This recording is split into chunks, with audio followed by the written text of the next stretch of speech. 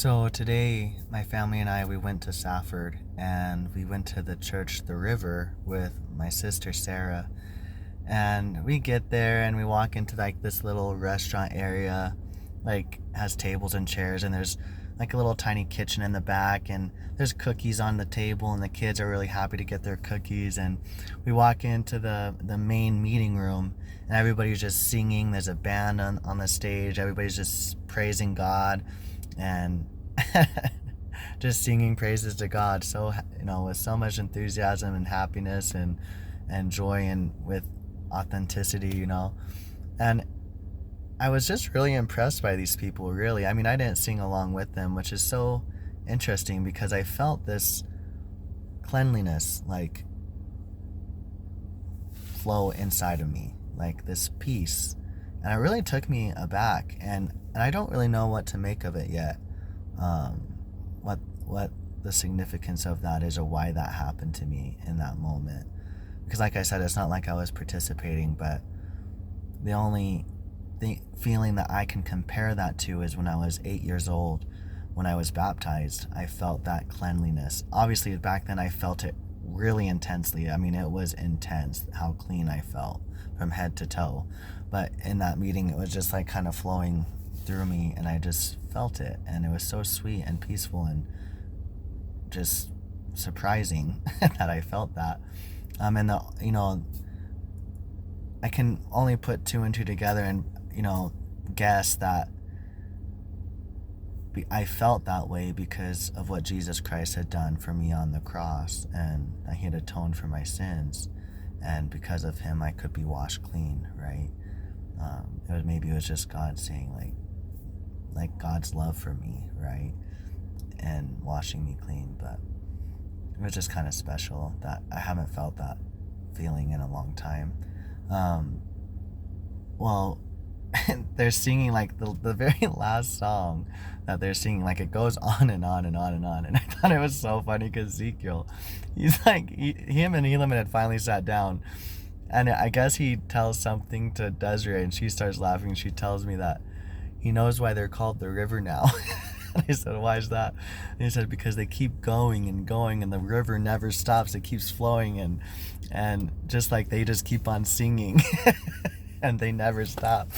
And I knew he was saying that because the night before I had read to them from the Book of Mormon, and which might seem strange because I'm a trans man, and reading from the Book of Mormon might seem like, why are you doing that? It's because I love the scriptures, and I love the people in the scriptures. Like, I believe they lived, and their example is inspiring to me, right? Those stories of the families, the men, the women, and children who believed in Jesus Christ, and went through these challenges and overcame them because of their faith in God, like, inspire me, right? So I love the scriptures. But I was reading to them just the night before, and Lehi took his family from Jerusalem, and they were traveling in the wilderness, and they get to this land, and Lehi names the land after his sons, and he tells his sons, I wish you could be like this land, steadfast and immovable in keeping the commandments of God, and he said, I wish you could be like this river, continually flowing into the river, like into righteousness. And I had to explain to the kids, like, he was taught what it meant. Like, he was telling them to be like the river because it continually flows, it never stops, and he was telling his sons, hey, be like this river and continually do good things, and be righteous, and never stop doing the right things. And I just knew Zeke was putting the two together, and I think about it now, and I'm like, wow, he's really listening to me. I love Zeke so much. He's such a good boy, so loving and kind, always cuddles with me, and just such a loving boy. But anyway, so the meeting, sorry, excuse me, after they stopped singing, the first speaker that got up, she kind of gave like a really short and sweet little message, and just about giving time to God in the morning. Like, she specifically did it in the morning, but she was talking about just giving God time. But I liked how she worded some things, like, because she's like, I wanted to give God the first part of my day, like it belongs to him, like I'm gonna gift it to him. Like what is more valuable, especially in this day and age, than our time, right? Like time is so, how do you say, not expensive, it is costly, right? Like once you spend that time, you never get it back. So I just was so impressed with her and how she said like she wanted to invest in her relationship with Jesus Christ and with God, and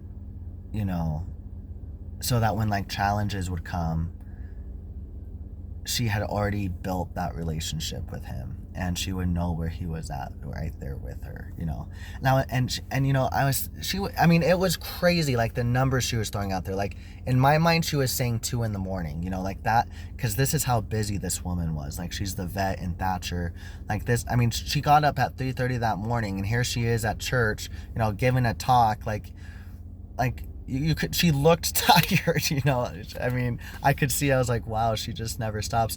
But just that dedication of faith, it was really admirable and inspiring. And and I used to do that. I used to get up at 3 a.m, study my scriptures, go running, and get all my house shit done before the kids would wake up. And I would get up in the morning to go to the gym, and I still try to do that, right?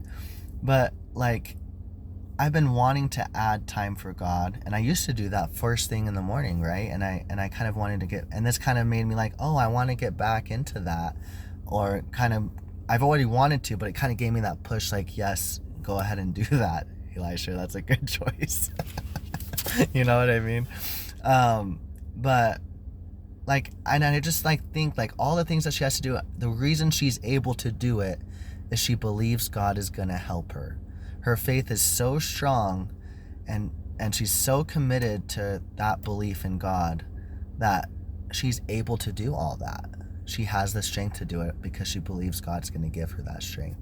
And it's just so powerful, right? And it made me think I need to increase my faith. It gave me, this idea of like, okay, I'm down here, I want to be up here, right? And because I tend to complain a lot, I feel like, and I've become kind of weak-minded because of it. For example, I have a friend that drives from Tucson. A lot of people that work at the mine drive, right?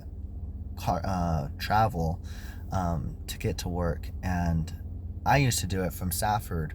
I would drive every morning to Safford and then go back home. Well, he does it from Tucson, and he'll stay up here during the week. Like, so if we work 3 days, 4 days, he's up here that entire time, away from his family, away from his kids. And he just had a newborn baby. Like, no, I would never do that. Like, that's ridiculous. I don't even think I would try to do that. I'm such a wimp. I couldn't be away from Desiree, the kids. I would hate that life. And he just does it with such a smile, without complaining, and he just praises God every day for the gift of a new day in his life, and so positive and just a happy guy. And I feel like he's happier than me, and I wake up at 5 a.m, and I just am 3 minutes away. You know what I mean? And it's just so inspiring. Like, and it just reminds me, like, he inspires me to be better. The other day I wanted to go to the gym. I didn't want to, and I thought about how Louise had gotten up at 3:30 in the morning. I was like, I can do it. You know what I mean? I can do this. And I did, and I had a great morning at the gym. Well, sometimes I complain about going to the gym and I'm 5 minutes away. Well, my friends in Duncan, when they were living down there, they would have to leave at 3:30 in the morning to get here at 4:30, to work out till 5:30, to get to work at 6:50. And that's not even counting like packing lunch, taking care of kids, eating, showering. Like, it was just ridiculously hard to make it to the gym, even though they really wanted to. And, and here I am 3 minutes away, and I'm complaining about, going to the gym. I remember when I lived in Stafford for 2.5 years, I never went to the gym because you literally can't. There's no time. When you have a 12.5-hour day and tack on 2 more hours to that, 2.5 more hours to that. With driving, and in fact, I was going to Pima at the time to pick up kids from a babysitter, just my life has gotten so much easier, and I just thought, I just need to quit complaining and thank God for everything good. Like, if you're focusing on God and thanking him for the blessings that he has given me, and not let them become old, right? When I first moved up here, I was so thankful that I was close to work, so thankful that I was able to go to the gym. And over time, now it's been 3 years that I've lived up here, it's become old. But and I remember listening to Joel Osteen, and he said, never let the miracles God has done in your life become, insignificant. Like, never think of them as insignificant, because when they happened, you are thankful. Keep thanking God for those blessings every single day. And it's something that I always think about, because he talks about how every time he drives past his building, his church building that he holds services in, how he thanks God for his beautiful building. He's probably thanked God 10,000 times for that building. I think about it, I'm like, have I ever thanked God 10,000 times for anything? I don't think so. and he's good to me, he's so good to me. And and look what Joel Osteen has compared to me. That's probably why, because he's so grateful for all the things he has, right? It's just food for thought on that, right? But so we, after church, we go to Denny's with Sara and her friends, and I had invited somebody that I had seen from work and asked her if she wanted to bring her daughter with us and go eat. And we all went to Denny's, and we were there for like 3 hours. I'm not even kidding you. It took forever. We were starving when we got our food. I was a little crabby and tired, and I wasn't expecting to spend all day in Safford, and we still had to go to Walmart, so I was kind of grouchy about it. But I did my best. I think I really did. I did a shitty job. I wasn't too happy. I just wanted to eat and go, but I was polite and waited till everybody else was done. And then we went to Walmart, and I was so tired. Like, Desiree and Helaman had gone into the store to get his shirt for a costume he has to have at school, and this next week, and I went in the back to go to the Walmart pickup. Well, when the girl got here, like, pulled up, I was like falling asleep, and I wake up and I roll down the window and I talk to her, and then I go back and I help her put all the groceries in the back, because we get like 100 items, and I always feel bad making them do it by themselves. But even though I was really tired, I did that. I pushed myself to do that. Well, I feel bad because when I got home, on the way home, I was really tired. I asked Desiree to drive around the time we got to Three-Way. And then when I got home, I told her, I said, babe, I just need to go sleep. I can't keep my eyes open. And please wake me up when you finish putting the groceries away. Usually I'll help the kids, my boys, bring in the groceries, but they did it by themselves this time. And I woke up and I, laid on the couch and I ate dinner. And I ate too much, so I got sick. Like, I felt so full, and I got a stomach ache. And Desiree was asked if I could rub her foot because it was hurting her. And I said, babe, I feel like I'm gonna throw up. I'm so sorry. Like, I wasn't able to help her because I felt so sick. And then, it's, evening time is like, it's almost time to put the kids to bed. And I'm thinking, like, man, I still have to help Elamon with his shirt. I'm feeling guilty by now that I wasn't able to help rub Desiree's feet. Now I'm feeling really bad because I was like, I helped that girl at Walmart put the groceries away, even into the truck, even though I was really tired. But I got home and I didn't even do it for my own family. And it was funny because even on the way before I switched with Desiree, I remembered an experience that I had when I was driving home from work to Safford, and I was really tired, and I knew I had a lot to do, and I just thanked God that he was gonna be with me. I prayed for his strength, and I told him my situation, and I said, hey, I really need your help. Please send strength and help me get through the day, right? And he showed up for me. He always does. And I knew he could show up then, but I was like, I don't want to pray right now. I just want to sleep right now. So I didn't pray, and I think about like how different my evening could have gone, how different it could have been. The greatness of prayer, what prayer can do, is powerful. And next time I want to dig a little bit deeper and do that. Well, I was, so, evening time, it's coming up. Have a little bit, I have to get up and help heal him with his shirt, but I'm feeling really down about myself because of all these things that I kind of feel like I fucked up on, right? Well, I just, I remembered, like, I watched this TV show. It's where these celebrities become like Navy, like they go through the Navy SEAL training, and the guy that is like their, what do they call him, sergeant, or no, they call him something, but the leader, right, who is their boss, he was telling them, like, we're looking for people that when they have nothing left, right, when there's nothing left in the tank, they dig a little bit deeper and they keep going, they keep moving forward against all the odds, right? And I was like, I just need to, and that's what a warrior is what they told him, and I wanted to be that, right, for my family. So, and I thought, I'm not going to focus on all the negative things. I'm going to focus on all the positive things that have happened today, and the positive things I get to do this evening, and I'm going to fix my wrongs, right? Well, I get up and I start helping Helaman with his shirt, and I was really happy that he wanted me to do it, because, he thinks I'm a good drawer, and he's the artistic kid, and he was really happy for me to help him and excited, and I was just happy that I could do it with him and be that, he was proud of me, you know what I mean, and happy that I was a part of it, and it was just a sweet moment. And then I read to the kids and said prayer with them, and then I came in and I rubbed Desiree's feet and her shoulders and her back, and I just felt like I fixed it, and I was really, really proud of myself that I had done that. But next time I'm gonna pray on the way home. So I don't make that same mistake again.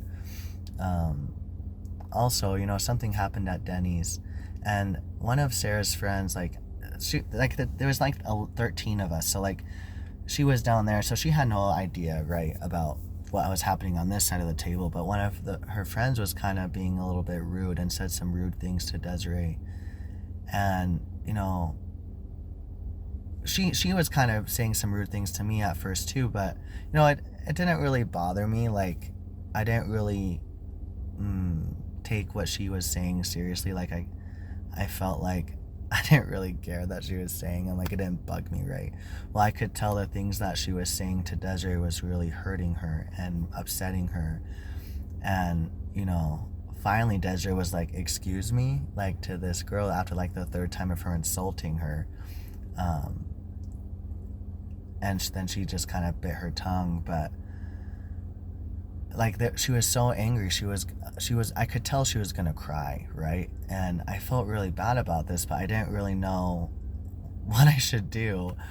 I was really worried about her, like her feelings. Like, why would I be worried about her feelings when she's, you know what I mean? I kind of froze. Anyways, it was kind of awkward, and I was at a loss of what to do, so I just started trying to be polite to the girl next to this other girl that was being disrespectful, and I kind of just tried to be polite, right? Well, I think next time I want to say something, I think I want to say, hey, that's a little bit too far, and I feel like that's a little bit disrespectful. This woman is really special to me, and I don't like, hearing you say the things that you're saying about her, and it's rude. Can you please stop? And and if Desiree was like really still upset, like I would probably have said, like, hey, do you mind while we kind of calm down over here, can you please go sit on that side of the table and just let things calm down a little bit.